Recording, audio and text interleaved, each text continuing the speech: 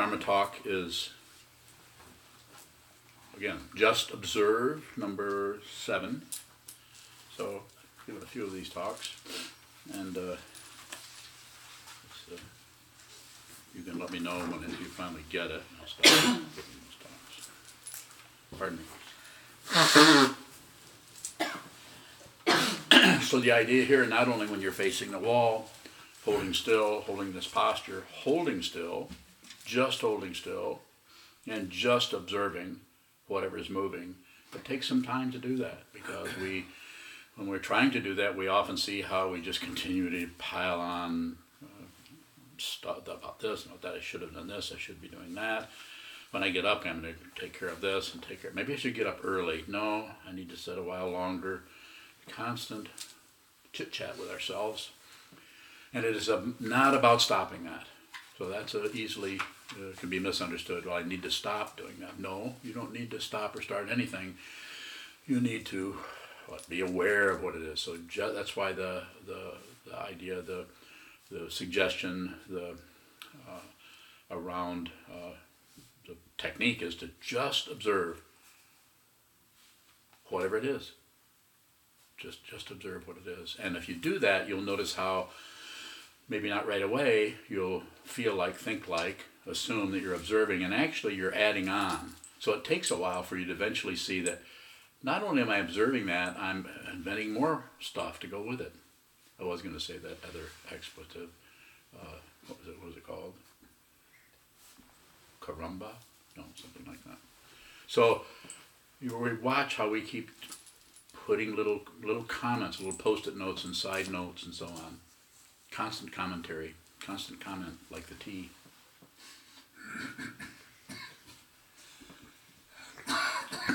So this is where we train to strengthen the observing part. Just observe, that observer part, which you might think would create a strong identity, but actually not. It doesn't really do that, maybe for a little while.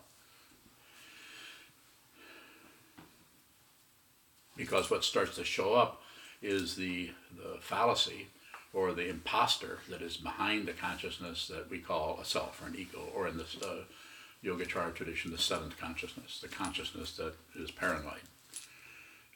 What am I getting? What am I losing? Who's threatening me? Who compliments me? Who this and that? What's going well? What's not going so well?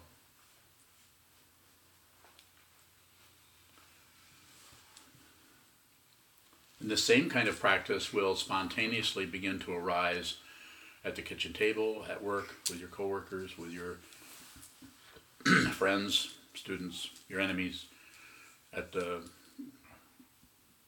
grocery store. You will begin to see, you could say, more deeply into whatever is happening, instead of just the surface thing that is always a great dry erase marker for all of your comments and thoughts. It's like we're writing all over everything that happens to us. We can't actually see what is there. We have our interpretations on top of that. This is in the teaching of the 3 natures, which quite a few of you have studied, and I've talked about many times. This is the imaginary nature, parikalpita. What are we covering up by doing that? We're covering up dependent origination, the very thing that the Buddha saw when he awoke. Everything is dependently arisen. There's no separate person, being, thing anywhere.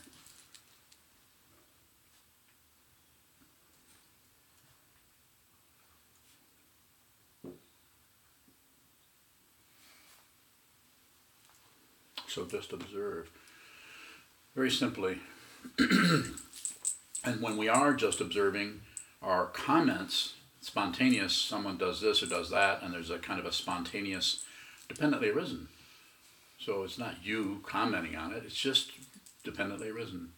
There's no one commenting. I don't care how crazy you are, there's still no self.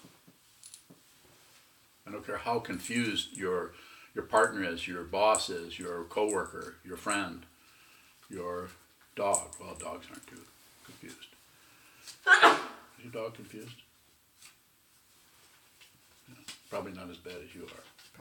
Probably not. She's my second teacher. She is, yes. I would agree. So what arises is the observing, watching, strengthen the awareness part rather than the interpretation, critical thinking, categorizing, praising, complaining. And if you have the praising and the complaining, or either one or both, coming and going, then just watch those. So as I sometimes say, back up a quarter of an inch. That doesn't mean there's actually a quarter of an inch that you can measure, but it's just slightly, if you can almost feel, using that visual metaphor, you can feel that there's a way to work with the consciousness where you're just stepping back slightly. You're looking at it, it gives you a little bit bigger picture, which might include how how frightened the person is that is being aggressive with you. You might not have seen that, might have just seen the aggression and want to do something about the aggression, or tell them they have no right to think that way, or no right to do this, or whatever. And so you back up a little bit, you can see they're frightened. It's helpful because then the tendency for you necessarily to go in and oppose them or give them back, give them, what do they say, a taste of their own medicine.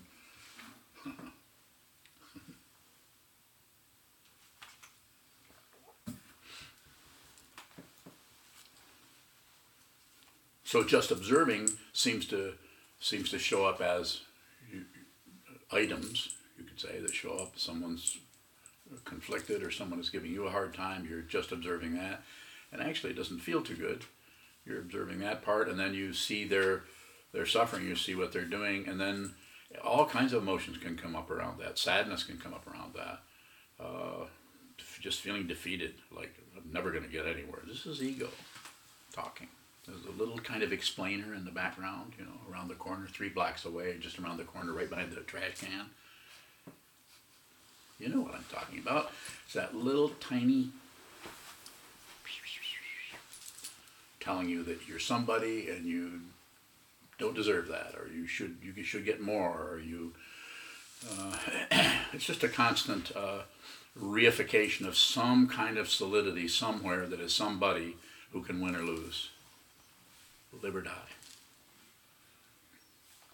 And of course that's supported by all of the other things that are in our relative situation of night and day, up and down, back and forth, upstairs, downstairs, all the polarities that are everywhere. And the way this is sometimes mentioned, and the way I'm about to mention it now, is you can't have one of them without the other one. They're together. You can't have night without day. If you just had day, you wouldn't know what day was. There would be no name for it. Just be day, like the people at the North Pole. No, those are penguins at the North Pole or the South Pole? South. Who said that? Okay. I just want to know if it's somebody that I can believe. Not that I believe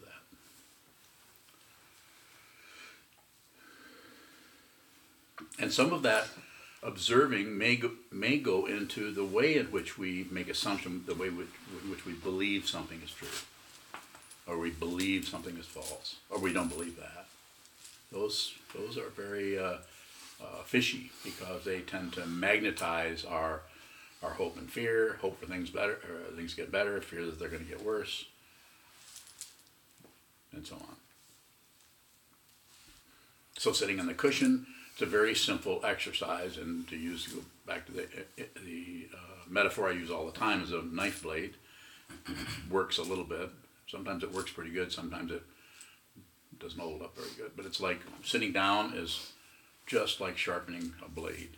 That when you get up, using the intelligence, the insight, even the analysis, is like having a sharp blade that's not encumbered with lots of problems or issues about believe, disbelieve, it's right, it's wrong, I should, I shouldn't, and all of those things that get in the way of actually cutting through something, or actually seeing how things are related.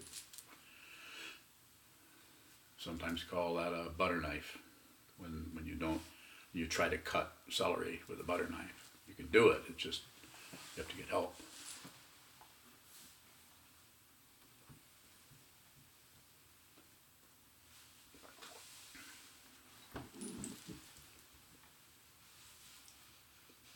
So I've given several talks of this title, and the reason is because I don't know what to say, so I think up something. This is a good title.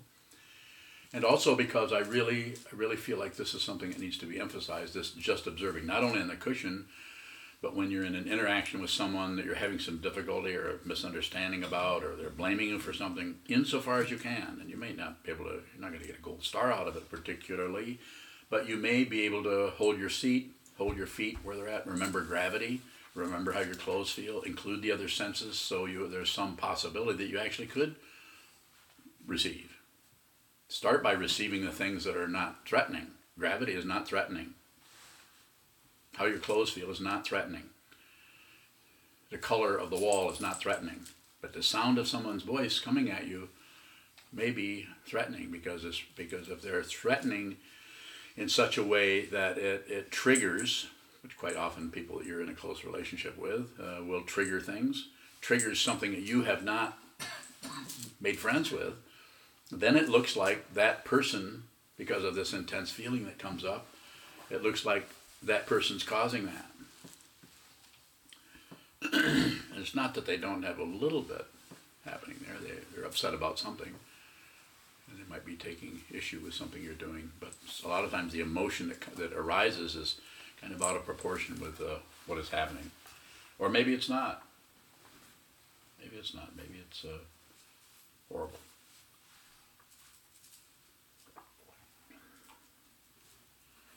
Is this vodka?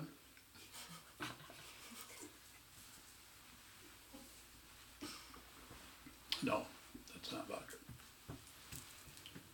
Sake. No, it's sparkling water. Yes.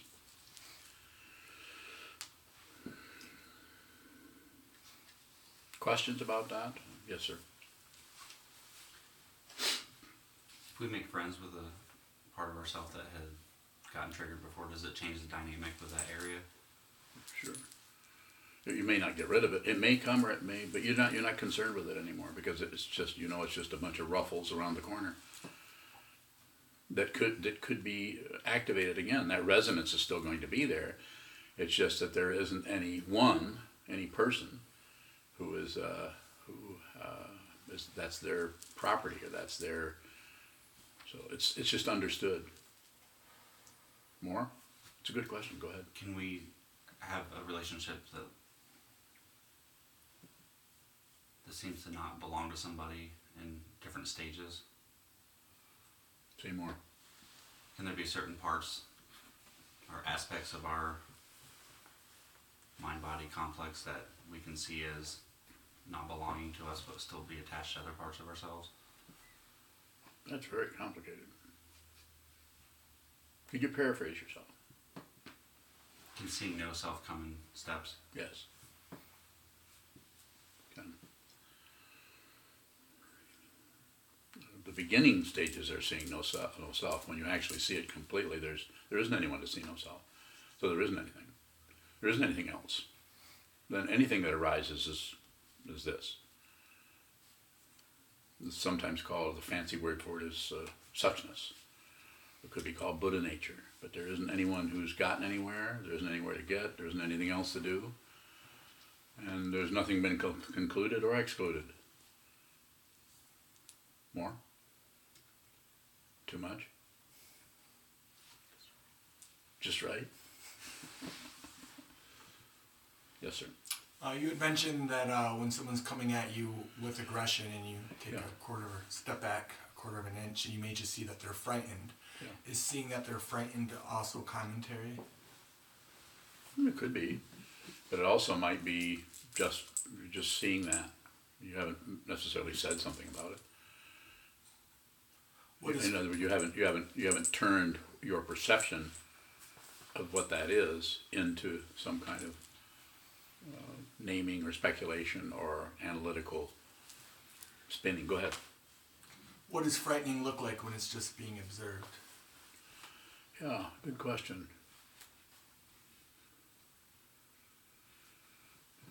It could show up as very personalized in some way. It could show up. It might resonate with your knowing what it feels like to be frightened. So you might see it as you understand it because you felt that way. So it would be you. It wouldn't be so much you'd be seeing it there as you understand it. It's like, and it gets, depending on your practice level, you could say, which is, I don't know if you call it a level, but the degree of which you intend to train your mind to see clearly. It could show up in different ways. It might show up that way. It might show up as a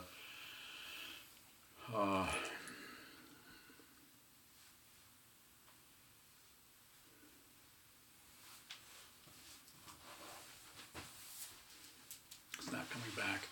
I had an image for a moment, but I think it's different with each situation. It could change. There's nothing you can depend on. Oh, here's this. Oh, now I know what this is now. That probably won't happen. There'll be some vagueness around that, where you're not really sure of what you're looking at with the person. But there won't particularly be any letting somebody off the hook. You still feel their aggression. You still know that they don't even know that they're afraid. They're covering it up with their bluster or whatever it may be. But you can see that it's fear, and you know that it's fear because you understand that because you've done that. They may not even know they're covering up fear, passion, with aggression and ignorance. Those are the three. There's some version of that happening with people most of the time, unless it's not. And if it's not happening, then there isn't anything to do. More? When I do see that fear and I go, oh, they're afraid. That's too much. Yeah, so how do I go deeper into that? Don't do anything with it, but look at it. But if you, as soon as you say, "Oh, they're afraid," you've actually put a lid on it, and you've solidified, or you've what was that other word I used? Congealed. Congealed. Yeah, you congealed. Yeah. Does congeal mean bring together? Mean you take apart? What are you asking? If you congeal or can congeal? Can you congeal? That's like canoe. If I have a paddle, I can. So anyway, if you see it, then watch that you're projecting on top of that. Then observe that. Then just observe whatever arises. Just observe what you do with it. Don't do anything with anything. So just receive. If you receive, then you'll notice that you may be able to receive what it actually is, and you may add on to it. It may have to have some credentials before it can get in the gate of your consciousness. Can you, when something is congealed and you've already come to a conclusion, is it possible to like uncongeal, to reverse the process? I guess I'm asking, so I've come to a conclusion. It's hard to just receive when the conclusion's already taken place. So how can I open that lid back up and investigate it? Just continue. You don't have to open up. Just continue to look at that each time that comes up. Look at it, and insofar as you can, don't elaborate. Anything that's appearing, the anger is coming at you, and then you're looking at it, and the fear is kind of showing up somehow. But don't add anything to it, and don't make no demands on it, and don't change one thing, and just don't swap this out for that. Don't change the aggression. The aggression needs to be received, and then right behind it is the fear, so to speak. Do nothing with it. Don't accept it. Don't reject it. Don't look away. It'll do whatever it needs to do. And this is actually what you're doing there is you're training yourself to not object to dependent origination, and also not agree with it. So your causes and conditions are fluctuating, and your awareness is watching that, and your awareness has no particular location anywhere. And actually, to take that even further, once one has understood that there's no solid self or no solid person, then you can be solid or not be solid. You can be everywhere at once, or you can be just behind the wheel of your car. Then you're not limited. There's no walls of the mind anymore, as it says in the Heart Sutra that you chanted a while ago. Without walls of the mind, and you can't remove them. You can't build them. You can't do anything with them. You just have to see that there's that obstruction and see that that's unreal, and it's based on fear. Yes. So that, let's say, whatever emotion you were just imagining between the two of you arises in consciousness, and we're trying to not engage with one of the poisons. Is it even too much? I didn't say try not to engage. I'm Okay. just trying to help you. Yeah, but that's so that's a perception. Just trying to be of help, You Christina. you are always Jeez. helpful. So it's a perceptual thing almost. This three poison delineation. Yeah, you see pushing, pulling, and shutting down, basically. Okay, go ahead. So if one just even acknowledges that the anger is there or whatever, is that still using one of the poisons? Well, we're not trying to stop using them. So yes, it could be. We're just trying to get it's awareness. You get it all into view, and then if it needs to be there, it's there. If it needs to go away, it's there. You can't find the first cause for anything. So sometimes aggression is going to be your situation over and over again. And another time the aggression will back off, and there'll be more grasping or more fear happening, or fear of losing something. Or there might be more shutting down, backing out, making excuses for reasons to get out of here. So it's always about the awareness of that rather than trying to stop this part and start that part or manipulate. Be with all things. Whatever happens, that's it. Be So there. those Yes. 3 pointers of the 3 poisons are more like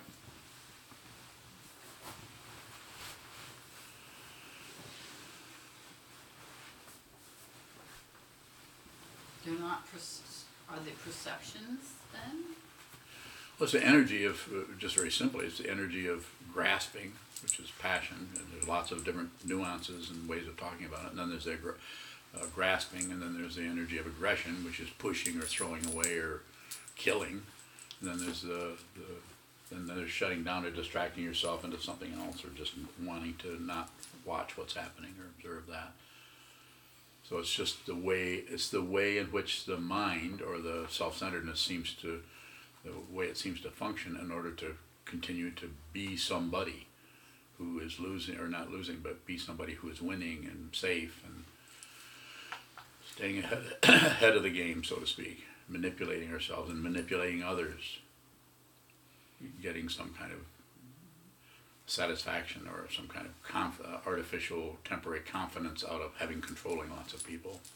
We see this all the time with our families and jobs, and it's interesting to meet somebody who's really, really intelligent, maybe has 3 or 4 degrees, and yet to see that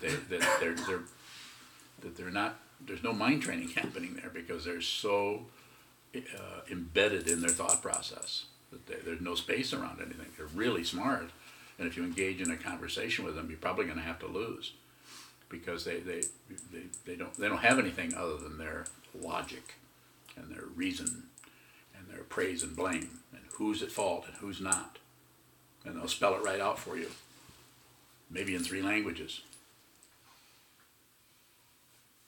So to meet someone who can think, but who is functioning out of an open dimension, this person is not particularly going to conclude anything or exclude anything. Yes, Jim? It seems like something will spark a reaction where I conceptualize that it's, someone's angry or someone's sad or whatever.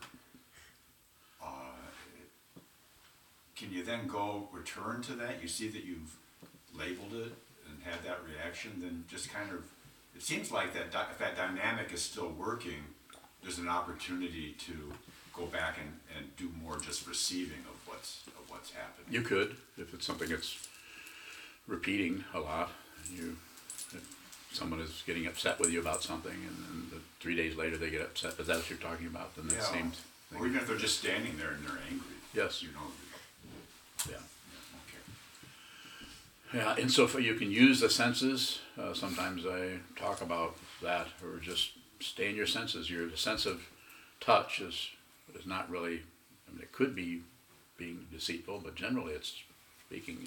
Clothes feel like clothes, and the gravity's holding you here, and you're embodied. Some kind of groundedness has a little bit of stability to it. And just begin by receiving things that there's no threat. Receive colors, receive sounds, receive, and then at some point, that point could be in a split second. Just flash on this and then receive whatever they're saying. And insofar as you can, just a metaphor, but just treat it like weather.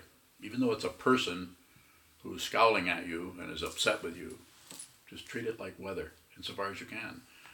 And if you can't, then treat it like whatever it arises. If you have to include your own retaliation or anger with what's coming, because if you try to be better than them, be someone who is not angry when you actually are angry, then that gets circular too. And the next thing you know, you've just got you're swimming in jello,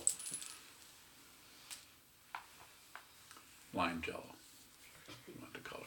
Congealing. It's congealing. Yes, congealing. Yes, it does mean. When you, let's say I'm sitting and meditating, and then the thing that comes to mind is, oh, my clay pottery is drying, I haven't been able to, I need to go there and do etc. You should. Whilst it's happening, I'm not aware, but there comes a point when the thought stops and I think to myself, oh, I've been thinking about my pottery. Yes. Then, is that all that's necessary, or does it come up as to, I wonder why that's so important to me? What's your question? My question is that further analysis? I like pottery.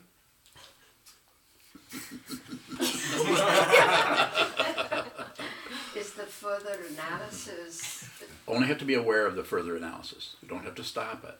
Okay, I see. Just notice that there's an elaboration going on. When I say, and other teachers say, no elaboration. We're not saying you can just stop elaborating, but by saying that, then that helps us see that something is happening, and then we have an elaboration about it. So you have to see the elaboration before you meddle with it or find the off switch or find out where it's getting its fuel from, because everything that any kind of energy is fueled by in some way by some other aspect. It's not separate. That's why there's a fuel line going there. So it's connected up. So being able to see that is, that's how it's done. We have to see that and see that and see that. And it can be frustrating because part of seeing that is seeing there isn't any way to turn that off. So this helps us as a solid, separate being that we believe in that should succeed at this, helps us start seeing there's no solid person there that can turn it off. So there's a fundamental, to use the fancy word in the tradition, there's a renunciation that happens. That is not about giving something up. It's about seeing that there's no way. It's the other word that I've used for that just recently is hopeless. Hopelessness is not a bad thing. It's just true. It's just true. It's hopeless. But if you're, as I've said before, and I'm saying again now because I think it's important, in order to really be fearless, there has to be hopelessness, because those are two sides of the same doubloon. Or I mean Bitcoin, excuse me. Bring it up to date. Hope and fear. Hope for that and fear that that's going to happen. We hope that we get better, but what if we get worse? Just watch. Don't join either side. Don't vote, at least in this case. There's a few other cases where you probably should vote, because that's the way the structure is, and you have to participate, so you might have to do some voting.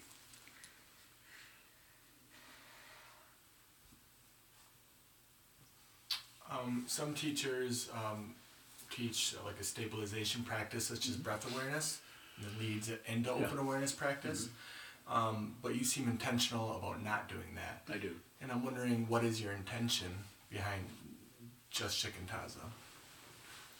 Shikantaza isn't just Shikantaza. It actually is mindfulness awareness practice. But the mindfulness awareness practice is more aligned and more harmonized or with your particular karma, your style, who you are, whereas the other ones are, which I taught, shamatha vipassana, mindfulness awareness, Laktung, Shine, and Laktung, for years. I was trained in that in 1978, and I taught people. I was taught that. I practiced it a lot, and then I taught others to do that. And it just took a long time, decades, for me to realize that that might not be helpful to do that. I'm not arguing with any Tibetan lamas. They should do whatever they want to do, and if they're teaching, then they should do whatever they want to do. But to me, the way it looks is that you will, if you do shikantaza, there are times when you'll be doing mindfulness practice in the traditional sense. You'll be just watching what's coming and going, watching the breath coming and going, watching your heartbeat for that matter, watching your diaphragm move, maybe even watching thoughts come and go. You're watching movement, and then there's another aspect to it where you're no longer watching anything. There's just open space, open dimension. It's called Mahavipassana. And I'm saying that someone who comes to me who's 19, 20 years old has never meditated before, I'm not going to start them out following their breath and have them follow their breath for 3 or 4 years. I want them to know right now what this is, if it's possible. So sit down, hold still, watch what moves. I don't know where they're at. I don't know where their karma is or what they're ready for, but they know where, each person knows what they're ready to do. You've noticed that when you sit, sometimes you follow your breath for a while. Sometimes you daydream. This is awareness. It's about awareness. It's not about building a meditator. It's just a misunderstanding as far as I can see. And maybe the misunderstanding is mine. And perhaps I will, when I reach 85 or 90, I'll go back to teaching Shine and Laktung. But the idea there is that I'm endeavoring to help people with by teaching people to meditate is to sit down and hold still and watch what moves. This will allow you to find your own, whether you need to. Sometimes I talk to people about their meditation personally, one-on-one, in the Hojo, and I actually tell them to count their breath for a while. So when you start the first 15, 20 minutes, half an hour, just count your out breaths. There's a way that His Holiness the 17th Karmapad teaches a Shine by saying out breath 1, in breath 1, out breath 2, in breath 2. That's very, very tight holding on to that. So I don't teach that. I mean, I might if I met somebody that I thought that might be a good thing for them to do that. But usually, in most cases, people just, if they just do shikantaza, they'll find their own. And we'll talk about it, because I don't have hundreds of students. I have, a dozen, 2 dozen students maybe, I don't know. But so I'm able to talk to each person about their practice. Some people I have practicing one way, some people I have practicing another way. As you know, if you talk to me very much, you know how I do that. I do it where you're at, not where trying to get you to live up to something. I might even tell you to stop meditating, although I rarely do that.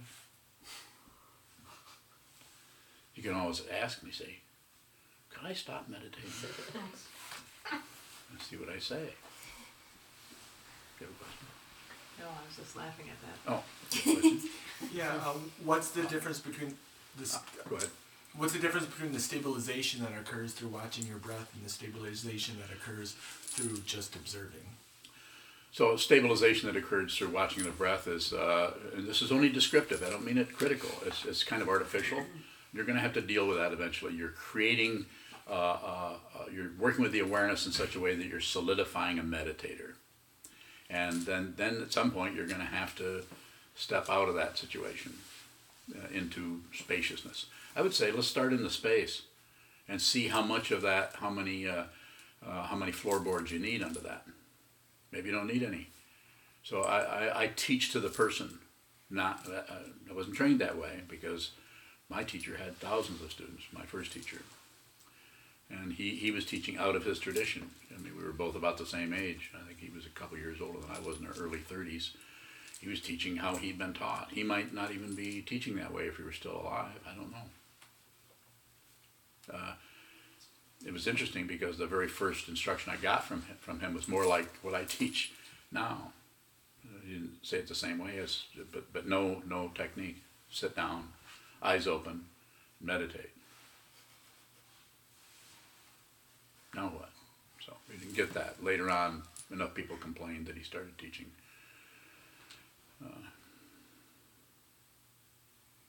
shamatha.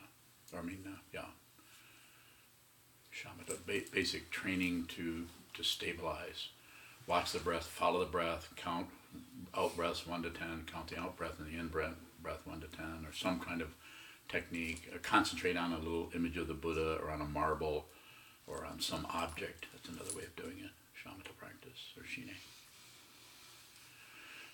More about that? Yeah, Shunryu Suzuki said the best way to control somebody or something is to give it an open field. And I'm just wondering, well, what is control? And how does that relate with Shikantaza?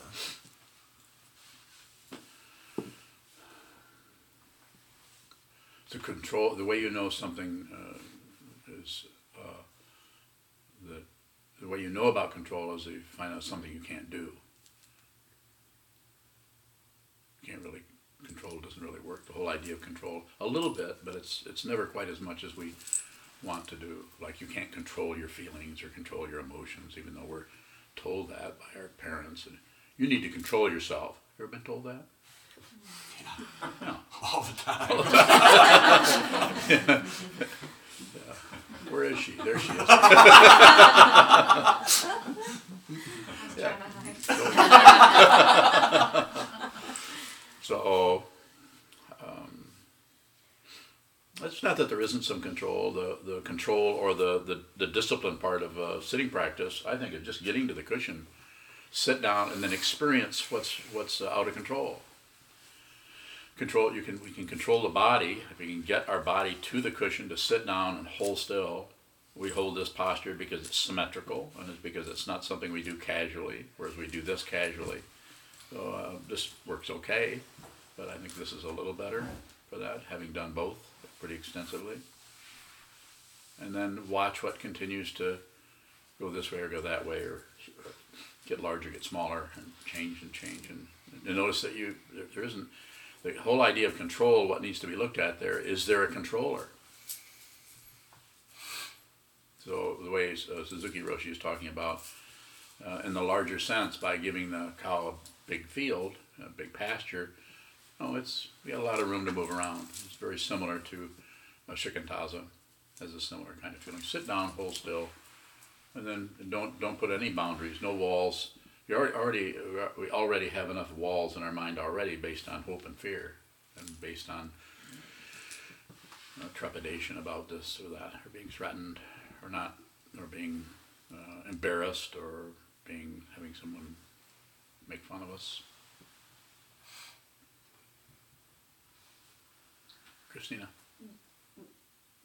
The little Sangha up in Toski, we were reading, cutting through, and Chogyam Trungpa says that there is no one mind, and I'm tempted to try to understand that with my intellect, but that wouldn't be the way to understand that, I guess. What's your question? Could you help us understand what he... It has to be a question.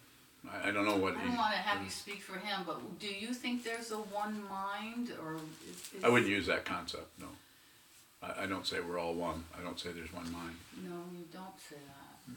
I don't think. If I do, then somebody should ask me, well, why are you saying that? Yes. Is it fair to express it this way? Is it consciousness, we're all sharing consciousness, but we each have perceptions, that makes don't go the there. mind? Don't go there. Okay. And the reason I say don't go there is it's too much like tracking down how it works. Don't do that. There's no way you're going to be able to track this down. If you think there is, you're going to get migraines. Okay. It's difficult. I'm not saying we can't do something with it. We're being as scientific as we can without going into some kind of scientific materialism that's looking for results all the time. If someone exploring a continent, say, thousand years ago, or a jungle, had ideas about what they're going to find, then it wouldn't work, because you're not going to find what you think you're going to find. You're going to find what you find, which is like, suddenly you run into a bird you've never seen before. You run into a tree with roots in the air. They actually have those in South America. Some trees, just to say, I'm going to put my leaves underground, my roots in the air. Screw them. Jim. I wonder when you shifted to Shikantaza, did you notice quite a change in your own practice at the time? I haven't noticed many changes in a long time. I didn't even, it was kind of vague. I just heard myself talking different about it. So it was not a decision. I did not evaluate it. I mean, I'm not saying evaluation hasn't happened, but I wasn't doing it. I didn't get included in my own thought process somehow. I don't know how that worked. That's a good question, but there was no, sometimes say, well, when did you? I don't know. There was a big boundary back in the early 60s, and there was quite a change in 1977 when I was in retreat, but I didn't notice anything changed. It was just a change in understanding about things, and then it's just taken decades to become more clear about it, where I felt like I could even sit here in front of people and talk to them about what to do. I've spent a lot of time having ideas about what was being taught, but not doing anything about it, and listening to other people talk. So, yeah, no real boundary, and that's the way I would say, recommend everybody to just practice. When it's time for you to teach, you won't be able to help it, but don't teach until it's time to do that. Not that you can't, if you're already a teacher, not that you can't teach, of course, but teaching meditation, keep it very simple. If you're going to teach meditation, just teach the technique. Don't do too much interpreting for people. Not that you can't repeat something, what Nagarjuna said, or Vasubandhu, or what I said, or Trungpa Rinpoche, or anybody else. Study the material all the time. I deliberately have everyone who's students of mine study other people's teaching over and over again. We study it all the time, and it's fun, huh? So, but yeah, I don't remember anything. It's very it's like walking like what is it? Suzuki Roshi had a very good image for this, which makes me have some affinity for his understanding. He says it's like walking in a fog. When you start out, you're very dry, but then you notice your robes are soaking wet. So it's kind of like that. You don't know when it happened. You're no longer confused by anything. Nothing is confusing. And I'm not saying it's not confusing to try to figure out how to change the blades on one of those. What's that grinder you have? The juicer? The juicer, and how to change. I'm not saying it's not confusing. Of course it is. But this is not confusing, yes. Does that lie behind what you just said? Does that lie behind your stress of realization not being an experience? Yes. It's not something that suddenly happens. Because if it's something that suddenly happens, and you can read a spontaneous realizers, Ramana Maharshi. So when it spontaneously happened to him, he went into retreat for 20 years. He didn't teach. Yuji Krishnamurti, he referred to it as the calamity. He didn't refer to it as this wonderful time where I became enlightened. It was a calamity. It was terrible. If you ever hear him teach, he's on YouTube, and he's passed on, but he's hilarious. He yells at people and scolds them. And he's quite the powerful. He gets real indignant because people don't understand him. So yes. Are the experiences, insights that happen along the way, can they be part of the fog then? Yeah, of course they are. Soaks us? Of course, and they would be different for each person. Some people have insights, but you'll notice when you have an insight about something, it starts to dissolve. You can't use it as a support to kind of get more insights. And this is called spiritual materialism, which is what Trungpa Rinpoche addresses in his book. Rasheen? appears the more I meditate, the more confused I get. I'm glad to hear that. What? So you say things just get clear. What is that confusion? You get clear about your confusion. That's what the Buddha did. The Buddha became more and more clear about how crazy the world was. He got more and more, I don't know, it wasn't there, but the way I understand the teaching, which I didn't understand for a long time, he got more, there's no solid person. There's someone talking here, but there's no solid person here. And as long as there's a solid person, there's going to be some objection to the confusion. But when you see the confusion deeply, see it with your heart, don't do it with your mind, don't do it with your gut. See it with that. Don't separate yourself from the confusion. Be confused. Be confused. That's when you begin to have insight, if you want to call it insight, into not separate, not separate, not separate. Just keep going. It may sound terrible what you're saying, but to me, I'm delighted to hear you say that. Not because I want you to suffer, because I know what you have to go through. Everyone else has their own version of it. Everyone has a version that is just as intense, probably, but your particular situation is powerful. And that's why I say just keep sitting, keep sitting. Seeing the confusion, you have to see all of it, though. You can't just see your own little, storage building. See all the confusion, everyone, everybody, everywhere. See the confusion. That's liberation. And suddenly the observer and the observed collapse into the perception. Just a way of talking about it, using concepts. But fundamentally, nothing happens. There is no one. There is no other. More?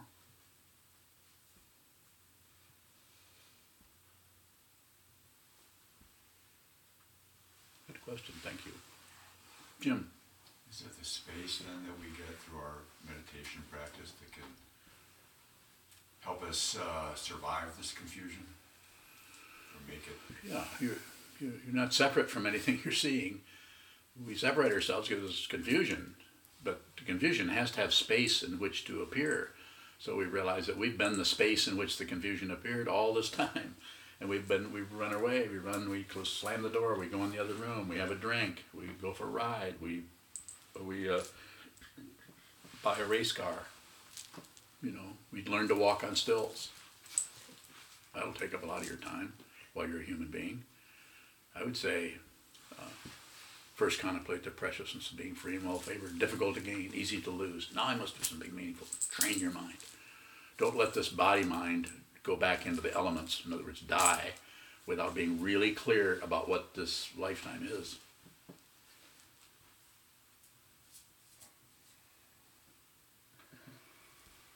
If an emotion comes up and there's what seems to be a spontaneous physical reaction, like crying for no reason, is the physical manifestation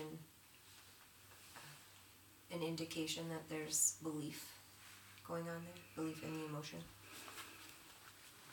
No, it's just very simple. There's nothing extra. There isn't any belief. I'm not saying there couldn't be something happening there, but it's not a problem. Nothing to do with it. So it may.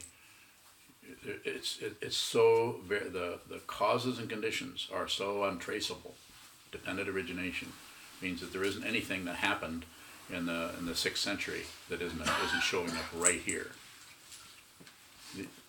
Time is arbitrary. We're the ones who sit around and add up stuff and have little gadgets on our wrists, or we have a phone that completely controls our life now. At least it controls mine and yours.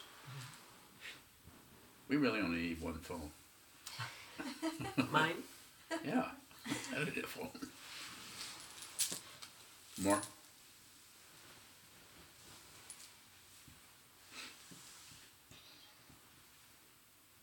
Where does the extra come from? Extra what? The additions onto the physical reactions. it's a way of covering up the fear or covering up the lack of control or the feeling that you're at the mercy, you're vulnerable, and so that we want to do something with it.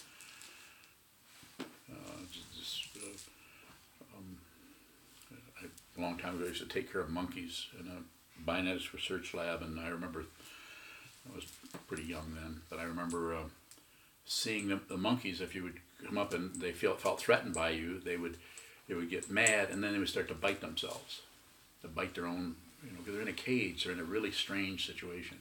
I remember thinking at the time, or wondering what that was about. Why are they doing that? And I think it probably has something to do with, and I don't know this, but it probably has something to do with taking the mental pain or anguish or fear and turning it into the physical situation, because you can actually handle physical pain because it's physical pain, it's nerve endings, whereas the nerve endings in our mind they're terrifying when those go awry and things start to threaten us. Paranoia, fear of something. My experience of that with the contrast would be in the late 80s, I went through a period of having claustrophobia where I couldn't be in the back seat of a car. It was just too unsettling. I just couldn't do it. So I tried to make myself do it, but then I just noticed that there was no, and slowly it was kind of backed off. It was very strong. Hard to know the causes and conditions. We can speculate, but I think it's best not to speculate. Just feel the feeling, just feel the emotion, rather than try to find a cause or a blame or something. Yes? Is there actually an addition that we're doing? Yeah, we're adding on to something. You're actually participating with your little tiny mandala of being a human being, based on your self-centeredness, on trying to get your way with dependent origination. Yes? How can we add anything if everything's dependently arisen? That's exactly why. Isn't that amazing? I didn't make sense what I just said. Why are you accepting that? I'm not, I just don't know what to say. I like that. That only makes sense as long as to keep your attention. As soon as they stop making sense, I might lose your attention, so then I have to go back to making sense again.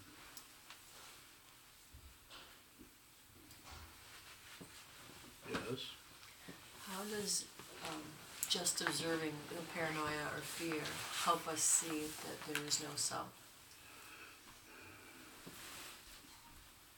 By just observing it, because nothing lasts, everything that is any phenomena of any kind, whether it's mental, physical, whatever it is, even spiritual, doesn't stay the same. So by looking at it, if you object to it, it'll remain. If you agree with it, it'll remain. And if you distract yourself from it, it'll haunt you.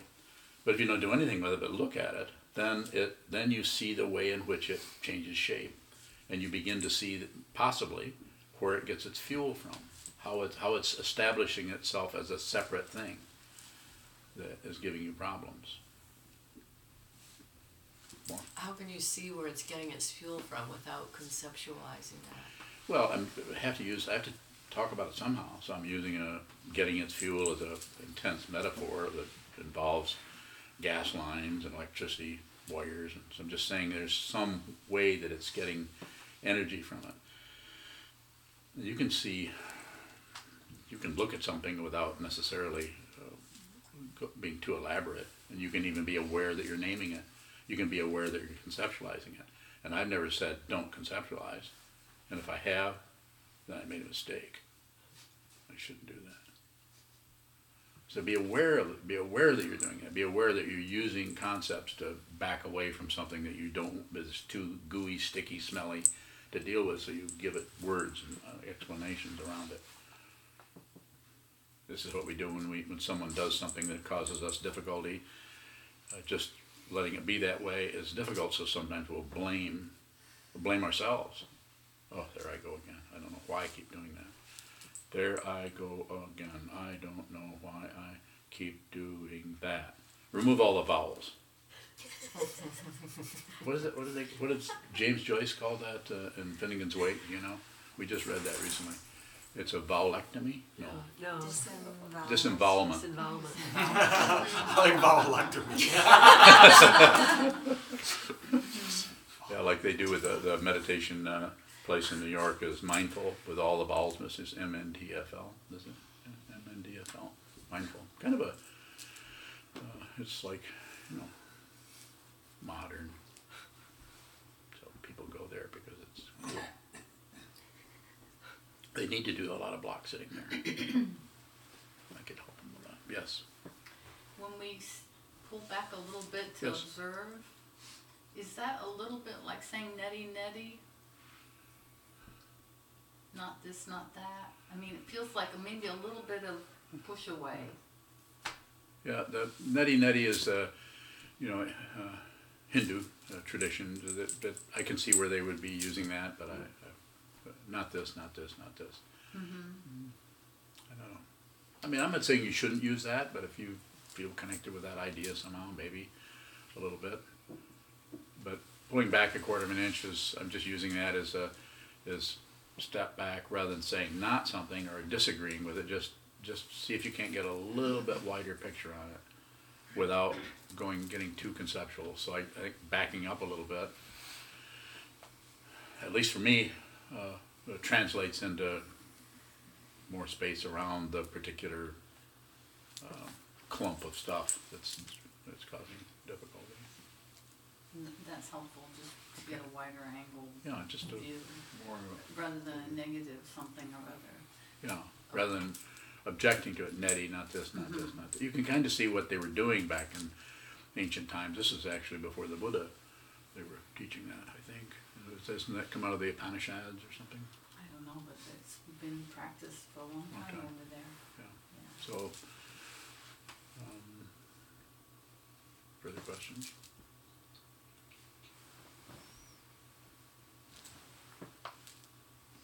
Okay, thank you. I have 3 announcements before we start.